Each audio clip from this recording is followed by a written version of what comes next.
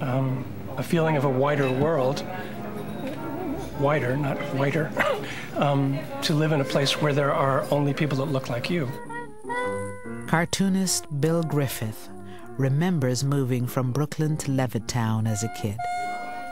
It's an untenable artificial world. You're creating a weird utopia in a way.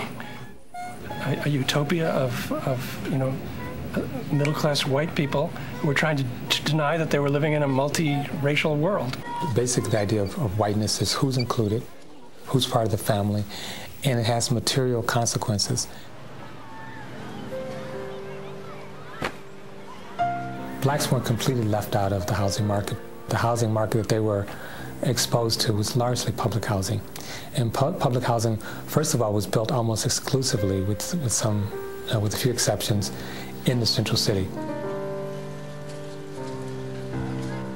And after World War II, we started building these larger and larger public housing projects, which were called vertical ghettos.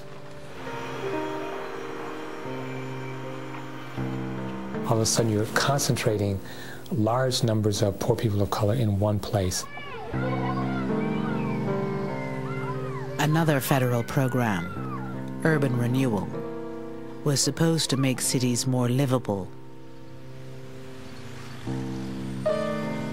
90% of all housing destroyed by urban renewal was not replaced. 2/3 of those displaced were Black or Latino. Fair housing for all human beings who live in this country is now a part of the American way of life. In 1968, President Johnson signed the Fair Housing Act. For the first time, racial language was removed from federal housing policy. Non-white families began moving into traditionally white communities in numbers. The Frisbees moved from Queens to suburban Roosevelt, only a few miles from Levittown. Like the Frisbees, many non-white families would discover the economic value of race in the real estate market. They watched as their homes and neighborhoods in suburbia declined precisely because they had moved into them.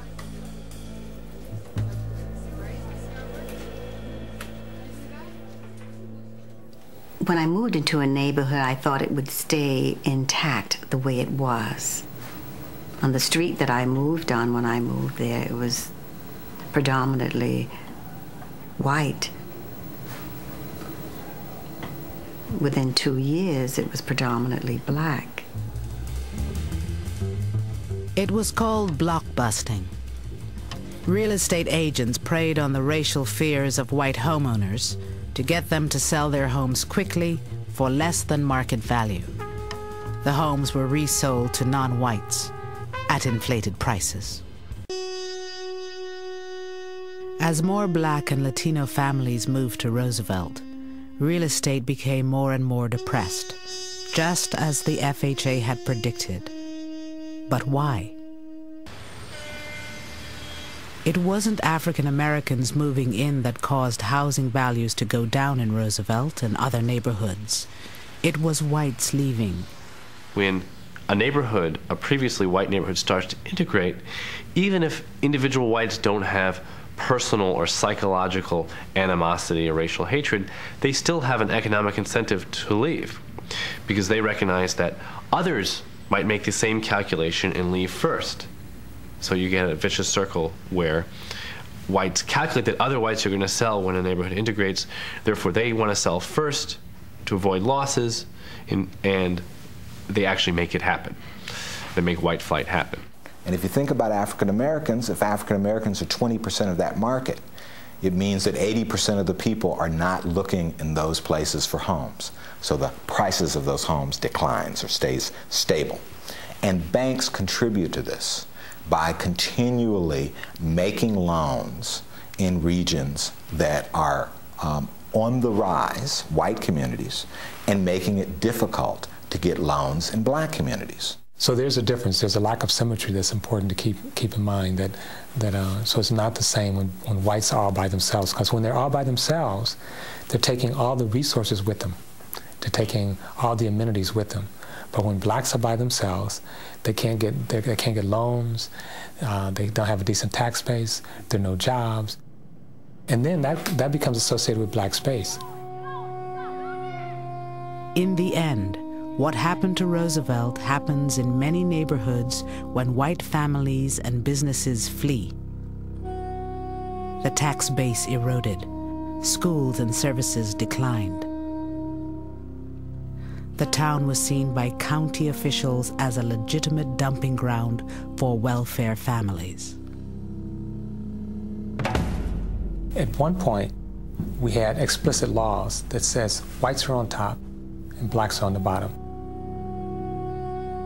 Today, we have many of the same practices without the explicit language. And those practices are largely inscribed in geography.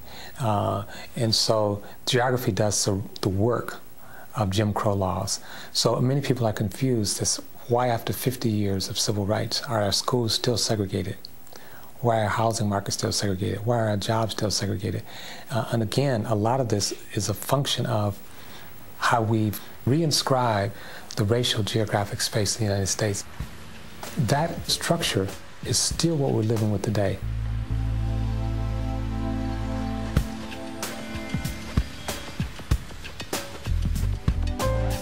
As homes in white communities appreciated in value, the net worth of these white families grew.